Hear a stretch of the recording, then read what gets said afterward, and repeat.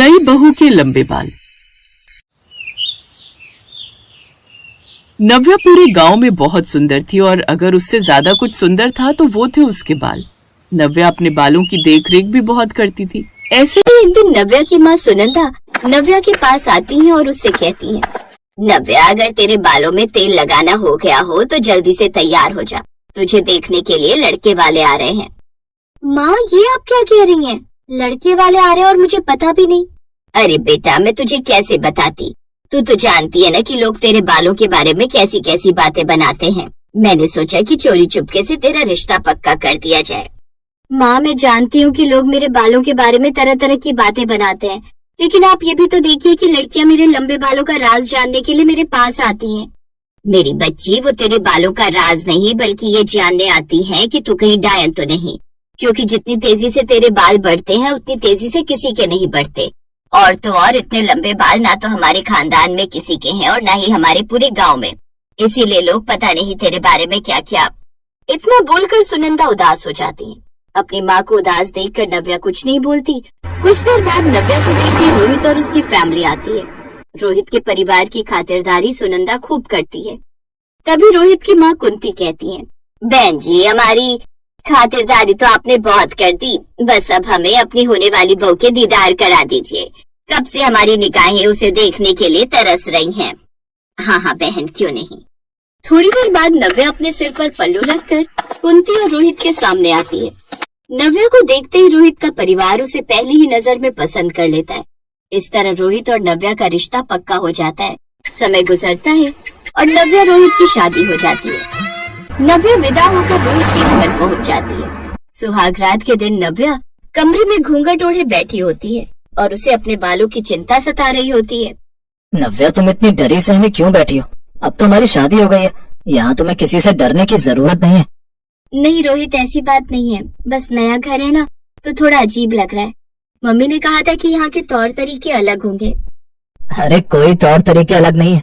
वैसे मैंने सुना है कि तुम्हारे गांव में तुम्हारी खूबसूरती के बड़े चर्चे थे। माँ भी कह रही थी कि तुम्हारी सादगी ने उनका दिल जीत लिया। खूबसूरती तो देखने वालों की आंखों में होती है रोहित, पर कभी कभी जो चीज हमें पसंद होती है वो दूसरों को डरा भी सकती है। तुम कितनी रहस्यमयी बातें कर रही हो नव्या। अच्छा अब ये भारी पल्लू हटाओ, मुझे अपनी दुल्हन का चेहरा तो ठीक से देखने दो। रोहित जैसे ही नव्या के सिर से पल्लू हटाता है और उसके जुड़े की पिन निकालता है, नव्या के बाल झड़ने की तरह नीचे गिरने लगते हैं। रोहित ये देखकर हक्का बक्का रह जाता है। ओ तेरी नव्या, ये तुम्हारे असली बाल है। मैंने आज तक किसी के इतने लंबे बाल नहीं देखे, ये तो जमीन को छू रहे हैं। रोहित प्लीज डरना मत। मेरी माँ इसी बात से डरती थी कि लोग मेरे बालों को देखकर मुझे डायन या कुछ और न समझ लें। क्या आपको इनसे डर लग रहा है? डर? पागल हो क्या? ये तो अद्भुत है नव्या, ये तो तुम्हारी सबसे बड़ी खूबसूरती है। पर तुमने शादी के वक्त इन्हें इतना छुपा क्यों रखा था? मेरी माँ ने कहा था कि अगर तुम्हारे ससुराल वालों ने इतने लंबे बाल देख लिए तो पता नहीं वो क्या सोचेंगे। हमारे गांव में लोग कहते हैं कि इतनी तेजी से बाल बढ़ना नॉर्मल नहीं है। लोगों का काम तो कहना है नव्या, तुम फिक्र मत करो। मुझे तुम्हारे बाल बहुत पसंद आए, पर हाँ माँ को थोड़ा धीरे धीरे इस बारे में पता चलने देना, क्योंकि वो पुरानी सोच की है। पति की ऐसी बातें सुनकर नव्या खुश हो जाती है। अगली सुबह नव्या जल्दी उठकर नहा धोकर तैयार हो जाती है। वो अपने बालों की लंबी चोटी गूंथ लेती है और उसे साड़ी के अंदर छुपाने की कोशिश करती है ताकि उसकी सास कुंती को कुछ पता न चले। आओ बहू, रसोई में तुम्हारा स्वागत है। आज तुम्हारी पहली रसोई है तो कुछ मीठा बना दो। पर ये क्या, तुमने अपना सिर इतने भारी पल्लू से क्यों ढक रखा है? यहाँ घूंघट की वैसी पाबंदी नहीं है। नहीं माँ जी, मुझे बस आदत है, धीरे धीरे मैं कंफर्टेबल हो जाऊंगी। आप बताइए खीर बना दो या हलवा? जो तुझे ठीक लगे बेटा।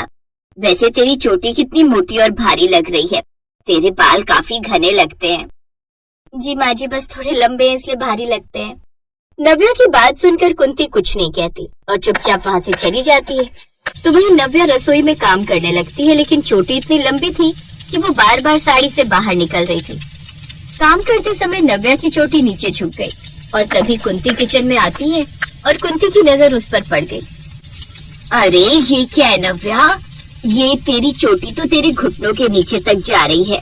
मैंने तो सोचा था साड़ी के नीचे कपड़ा ठूसा हुआ है, पर ये तो सचमुच के बाल हैं। जी माँ जी, अब मेरे बाल थोड़े ज्यादा लंबे हैं, बचपन से ही ऐसे ही बढ़ते हैं। थोड़े ज्यादा? ये तो कुछ ज्यादा ही है नव्या। हमारे यहाँ तो कहते हैं कि जिसके बाल धरती छूते हैं उसके पैर जमीन पर नहीं टिकते। तूने ये बात हमसे छुपाई क्यों? माँ जी, मेरी माँ डरती थी कि कहीं रिश्ता न टूट जाए। लोग मेरे बालों को देखकर अजीब अजीब बातें करते हैं। बातें तो होंगी ही बहू, इतनी तेजी से बाल बढ़ना कोई मामूली बात नहीं। खैर अब आ गई है तो क्या कर सकते हैं, पर इन्हें हमेशा बांध कर और छुपा कर रखना। पड़ोस की औरतें देखेंगी तो टोक लगा देंगी। नव्या को लगा था कि उसकी सास खड़ूस होगी, यहाँ तक कि वो उसे उल्टा सीधा बोलेगी, पर उसकी सास ने उसे कुछ नहीं बोला था, जिसे देखकर नव्या बहुत खुश हो जाती है।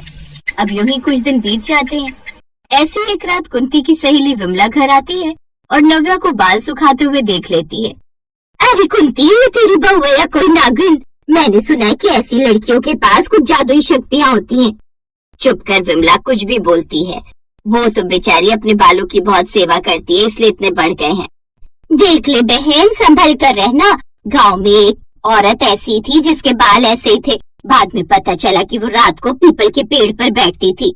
नव्या ये सब बातें से सुन रही होती है और उसकी आंखों में आंसू आ जाते हैं। तभी रोहित ऑफिस से वापस आता है और नव्या को रोते हुए देखता है। क्या हुआ नव्या, तुम फिर से इन फालतू बातों को लेकर बैठ गई? विमला चाची की बातों का बुरा मत मानो, उनकी आदत है मिर्च मसाला लगाने की। रोहित, मैं बहुत थक गई हूँ। हर कोई मेरे बालों को देखकर मुझे शक की निगाह से देखता है। क्या लंबे बाल होना कोई गुनाह है? मैं सोच रही हूँ कि मैं इन्हें कटवा दूं। खबरदार, अगर तुमने 1 इंच भी बाल काटे। नव्या, ये तुम्हारी पहचान है, लोग इसीलिए चलते हैं क्योंकि उनके पास ऐसा कुछ है नहीं। तुम अपनी छोटी शान से बाहर रखा करो, किसी से डरने की जरूरत नहीं है। पर माँ जी को अच्छा नहीं लगता। वो कहती हैं कि घर में बरकत नहीं रहेगी अगर बाल खुले रखे तो। मैं माँ से बात करूंगा, तुम बस अपना ख्याल रखो। रोहित का सपोर्ट देखकर नव्या को बहुत अच्छा लगता है। और अब जब रात के खाने पर सभी लोग बैठे होते हैं तो रोहित अपनी माँ से इस बारे में बात करता है। माँ, अब क्यों नव्या को बालों को लेकर टोकती रहती हैं? विमला चाची जैसी औरतों की बातों में आकर आप अपनी बहू को परेशान कर रही हैं। बेटा, मैं परेशान नहीं कर रही, पर तू ही देख, इसके बाल घर के कोने कोने में गिरते हैं और इतनी लंबाई देखकर मुझे खुद कभी कभी डर लग जाता है। डरने वाली क्या बात है माँ, ये तो सेहत की निशानी है और आपको तो गर्व होना चाहिए कि आपकी बहू और उसके बाल इतने सुंदर हैं। रोहित की बात बिल्कुल ठीक थी, इसलिए कुंती भी अपना सिर हिलाती है। ऐसे कुछ दिन गुजरते हैं और एक दिन गांव में एक बड़ा मेला लगा होता है। नव्या और कुंती मेले में जाती हैं। वहाँ एक सुंदर बाल प्रतियोगिता हो रही होती है। रोहित ने नव्या का नाम उसमें पहले ही लिखवा दिया होता है। ये तूने क्या किया रोहित? सब लोग नव्या के बाल देखेंगे तो राई का पहाड़ बना देंगे। माँ, आज आप अपनी बहू का हुनर देखिएगा। नव्या, जाओ और अपना हुनर दिखा कर आओ, मैं तुम्हारे साथ हूँ। पति की बात सुनकर नव्या बहुत खुश होती है और जब नव्या स्टेज पर जाती है और अपने बाल खोलती है तो पूरे मेले में सन्नाटा छा जाता है। अद्भुत, हमने अपने पूरे करियर में ऐसे सुंदर बाल नहीं देखे। नव्या जी, आप इस प्रतियोगिता की विजेता हैं। इस तरह नव्या को ट्रॉफी और इनाम मिलता है और अब कुंती का सिर गर्व से ऊंचा हो जाता है। जब वो रोहित और अपनी सास के साथ घर वापस लौटती है तो कुंती नव्या की नजर उतारती है और उसे कहती है, वाह, मुझे माफ कर देना, मैं दूसरों की बातों में आ गई थी।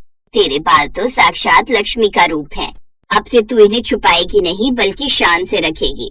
शुक्रिया माँ जी, मुझे बस आपके साथ की जरूरत थी। रोहित ये सब देखकर बहुत खुश होता है।